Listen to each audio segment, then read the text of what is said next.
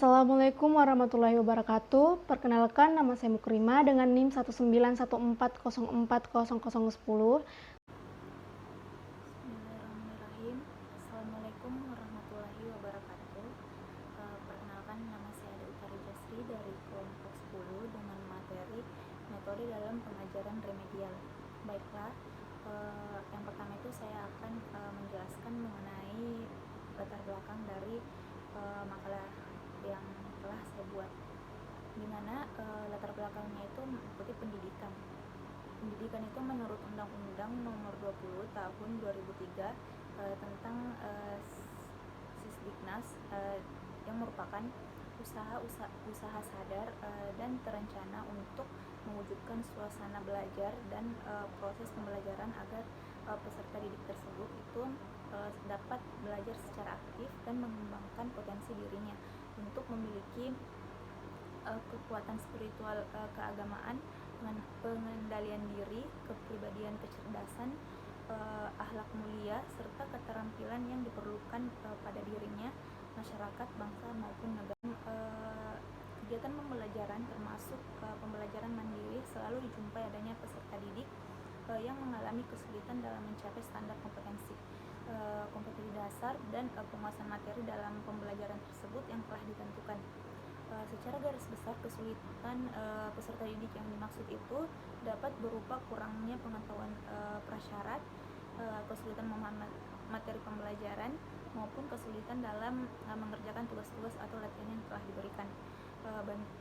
Agar peserta didik tersebut dapat memecahkan kesulitan tersebut, maka perlu diadakan bantuan dimaksud itu berupa pemberian pembelajaran remedial atau perbaikan. Jadi untuk keperluan pemberian pembelajaran remedial ini perlu dipilih strategi dan langkah-langkah yang tepat setelah terlebih dahulu diadakan diagnosis terhadap kesulitan belajar yang dialami oleh peserta didik tersebut,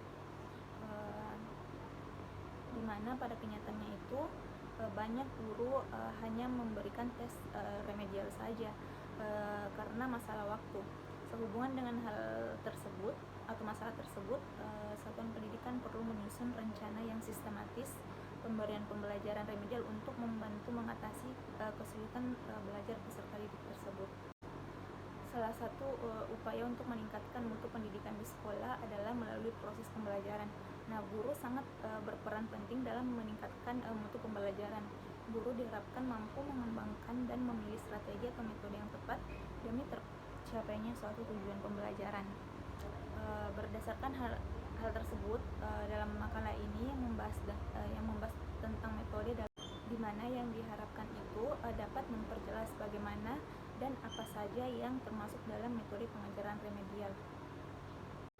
Jadi adapun rumusan masalah yang telah kami angkat untuk makalah yang telah kami buat, yaitu bagaimana metode dalam pengajaran remedial. Adapun tujuannya yaitu untuk mengetahui metode dalam. Di sini saya akan melanjutkan pemaparan materi yang telah dijelaskan oleh teman kelompok saya di awal video. Baik, di video kali ini saya akan membahas materi inti dalam video ini, yaitu mengenai metode pengajaran remedial. Nah, pada umumnya terdapat dua program perbaikan belajar mengajar, yaitu program pengayaan, di mana program pengayaan ini dilakukan dengan memberikan tugas tambahan kepada siswa yang mengalami kesulitan dalam belajar, di mana program ini biasanya tidak tersedia di dalam program biasanya. Jadi program pengayaan ini itu dapat berbentuk memberikan tugas tambahan kepada siswa yang bersangkutan. Kemudian yaitu kedua, program penyembuhan atau pengajaran remedial, di mana program penyembuhan atau pengajaran remedial ini disediakan bagi murid yang mengalami kesulitan dalam belajar.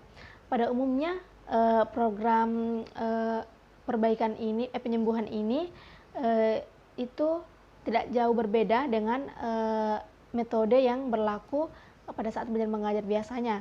Cuman tekanan dan pelaksanaannya yang berbeda sesuai dengan masalah atau kesulitan yang dialami.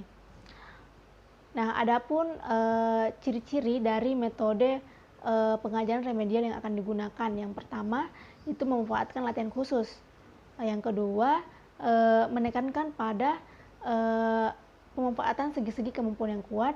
Ketiga, menekankan pada penggunaan multisensor. Dan yang keempat, memanfaatkan permainan sebagai alat belajar.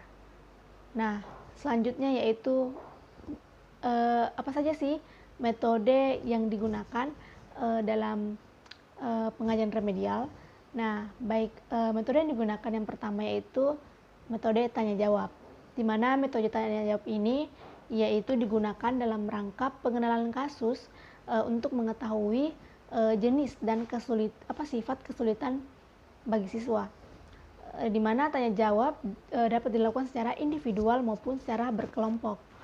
Nah, dalam rangka perbaikan serangkaian tanya jawab dapat membantu siswa dalam memahami dirinya, mengetahui kelebihan dan kekurangannya, dan memperbaiki cara belajarnya.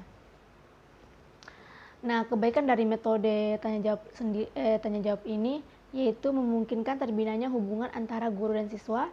Kedua, meningkatkan motivasi belajar dalam diri siswa. Dan yang ketiga, meningkatkan rasa kepercayaan diri pada siswa. Kemudian yaitu yang kedua, metode diskusi, di mana metode ini digunakan dengan memanfaatkan interaksi antara individu pada setiap kelompok. Nah, di mana dalam kelompok untuk memperbaiki kesulitan belajar yang dialami oleh sekelompok siswa tersebut. Nah, kebaikan dari metode ini sendiri yaitu pertama, setiap individu dalam kelompok itu dapat mengenal dirinya dan kesulitannya dan menemukan jalan pemecahannya. Yang kedua, interaksi dalam kelompok itu menumbuhkan sikap saling percaya mempercayai. Yang ketiga, mengembangkan kerjasama di antara kelompok. Yang keempat, menumbuhkan kepercayaan diri. Dan yang kelima yaitu menumbuhkan rasa tanggung jawab, rasa bertanggung jawab. Nah, yang ketiga yaitu tugas. Nah, metode ini digunakan dalam rangka mengenal kasus dan pemberian bantuan kepada siswa yang mengalami kesulitan dalam belajar. Dengan metode ini siswa diharapkan dapat memahami dirinya, dapat memperdalam materi yang telah dipelajari, dan dapat memperbaiki cara-cara belajar yang telah atau yang pernah dialami. Baik, metode pengajaran remedial selanjutnya akan disampaikan oleh teman kelompok saya. Baiklah, untuk metode pengajaran yang kelima itu ada tutor. Nah, tutor ini merupakan siswa yang setara yang ditugaskan untuk membantu temannya yang mengalami kesulitan belajar. Artinya, siswa yang lebih ahli dalam suatu bidang dapat membantu temannya yang mengalami kesulitan belajar pada bidang tersebut. Karena hubungan antara teman itu umumnya lebih dekat dibandingkan hubungan pada guru ke siswa. Nah, pemilihan tutor ini berdasarkan prestasi siswa tersebut, hubungan sosial yang baik, dan cukup disenangi oleh teman-temannya. Tutor ini berperan sebagai pemimpin dalam kegiatan kelompok. Baiklah, tutor ini berperan sebagai pemimpin dalam kegiatan kelompoknya. Seperti yang tadi saya katakan, dia itu sebagai pengganti guru dalam suatu kelompok. Nah, kebaikan dari metode ini dalam rangka pengajaran remedial atau pengajaran perbaikan yaitu adanya hubungan lebih dekat dan akrab.